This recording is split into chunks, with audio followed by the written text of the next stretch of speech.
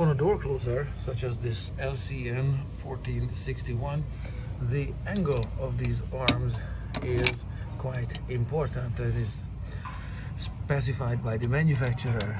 Most people mount the arms this way, so that this arm is at 90 degrees to the door. That's incorrect. The manufacturer says that this arm needs to be 90 degrees with the door frame, and this has to be at about 100 degrees to the door frame. So what needs to be done here is very simply this, and the bolt be tightened down with a wrench, very straightforward, thereabouts.